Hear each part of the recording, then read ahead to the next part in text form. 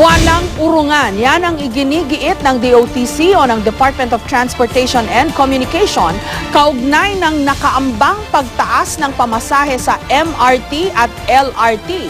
Pero ang isang grupo ng mga manggagawa umaalma sakaling umabot daw sa 25 pesos ang dagdag singil sa pamasahe. Live mula sa LRT Line 2, may report si Cedric Castillo. Cedric. Yes, Jessica, bago natin na i-introduce yung report, siguro abangan na lang muna natin kasi ilang saglit na lamang ay parating na ito to the last trip nitong LRT Line 2. Ito yung purple lane. Mula dito tayo sa may Cubao, papunta sa may Recto. At ito na nga, again, announcement natin sa publiko. Second to the last trip na ito. No? So kumbaga, gustong papuntang Recto, ay meron pa daw isang trip na dadating siguro in 10 minutes time. At sa mga sandaling ito ay makikita natin na marami-rami pa rin itong mga pasahero na nag-aabang dito nga sa line na ito ng LRT. Itong biyahe natin ay mula Cubao hanggang sa Recto. At susubukan natin sumampa na muna ngayon sa tren, Jessica. Okay, hindi tayo makikipag-unahan, nakapila naman tayo.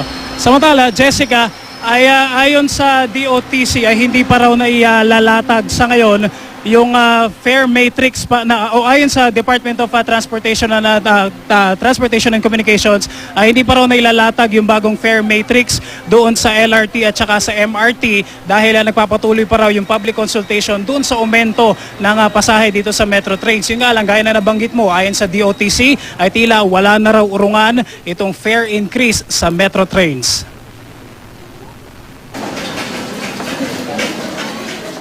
Alas 6 ng hapon, araw ng Miyerkules, kagaya ng tila nakasanayan na ng maraming commuters. Walang patid ang dating ng mga pasahero sa Cubao Terminal ng LRT Line 2. Baka sa mukha ng maraming pasahero ang pagmamadali.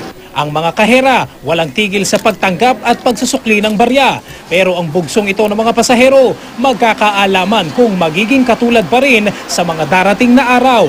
Ayon kasi sa Department of Transportation and Communication, posibleng wala ng urungan ang pagtataas ng pasahe sa LRT at MRT. Ang hindi na lang matiyak sa ngayon, kailan ito ipapatupad at magkano ang magiging aumento. Natansya namin na over a two-year period, either an average, on the average, an average passenger on an average trip, parang between 7 pesos to 10 pesos ang increase over a two-year period.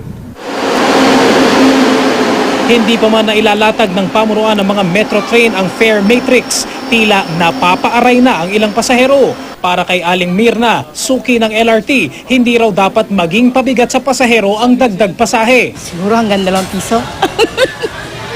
Hanggang doon lang, 2 piso. Kasi kasi meron pang jeep, meron pang hindi naman kasi dito lang yung sasakyan pagbaba nito, meron pang... Kung umento ang pag-uusapan, hindi naman daw tutol ang Trade Union Congress of the Philippines o TUCP. Pero kung papalo ng hanggang 25 pesos ang dagdag pasahe sa Metro Trains, ibang usapan raw iyon. Lalo't wala pa raw linaw kung madadagdagan ang 456 pesos na minimum wage sa Metro Manila. Dahil sa inflation, dahil sa mandatory deductions ng SSS, Pag-ibig, PhilHealth, yung 456 pesos na yun ay 306 pesos na lamang. Halimbawa ay ang pamasahe mo sa MRT ay 40 pesos, 40 pesos papunta, 40 pesos pabalik, 80 pesos na yung nagastos mo sa MRT at LRT pa lamang. So yung 306 pesos, bawasan ng 80 pesos, that's around 20 to 25% yung nabawas doon sa take-home pay ng isang manggagawa. Siguro yung ganun, hindi na ma-afford ng ibang tao. Parang ang daya. Siyempre, taas-taas na nga tapos estudyante lang naman kami.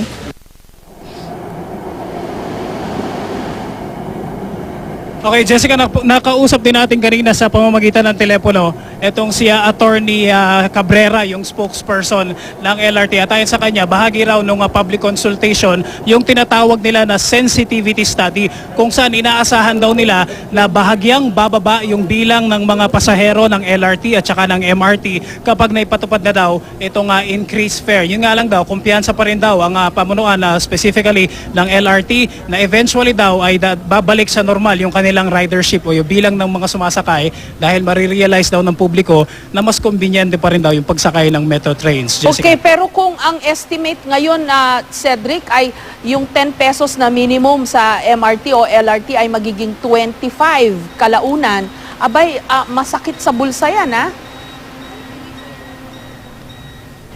Okay, Jessica, kanina nakausap din natin sa telepono nga itong spokesperson ng LRT. Ang explanation daw nila ngayon, sa ngayon medyo sketchy pa daw yung pagbibigay ng presyo nila o yung matrix nga na tinatawag hindi pa nila mailatag. Kasi ang explanation daw nila dyan, specifically dun sa 25 pesos na increase, yan daw ay average. Ibig sabihin, pwedeng mas mababa, pwedeng mas mataas. Sa kaso daw ng mga maiikli lang yung biyahe, mga 8 to 10 kilometers daw sa tren, posible daw na mas mababa pa dito sa 25 pesos na to yung magiging dagdag. Yun nga lang, doon sa mga kumbaga end-to-end na biyahe, dulo sa dulo, ay posible daw na mas mataas yung kanilang babayaran o yung Okay. magiging dagdag sa kanilang pamasahe, Jessica. Pero Cedric, malinaw na tataas talaga kasi abay kasama yan sa SONA ni Pangulong Aquino Binanggit niya sa SONA So mukhang sigurado na talagang tataas. Ang question na lang ngayon, magkano ang itataas?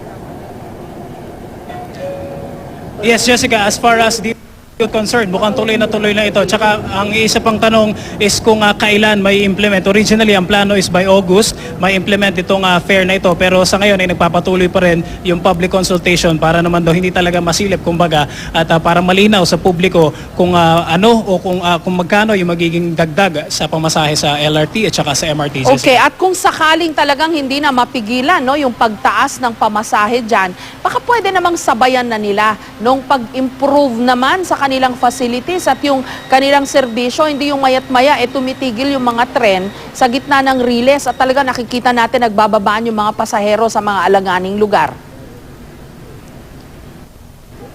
Tama yun, Jessica. Yun din yung ipinanawagan ng TUCP doon sa interview natin kanina. Maging yung mga commuters na nakausap natin. Ang sinasabi nila ay kung ganyan din lang naman natataas yung magiging pamasahe sa LRT, siguro naman wala nang rason para hindi magkaroon ng improvement yung ating train system dito sa Metro Manila, Okay, Jessica. at dagdagan nila yung tren at palawakin nila yung serbisyo kasi alam ko matagal nang hinihingi ng mga pumapasok ng mga call center, no? Sana daw agahan o yung pagbubukas ng MRT at LRT para may masakyan sila pa uwi pag madaling araw. Kasi ano oras ba nagbubukas yan?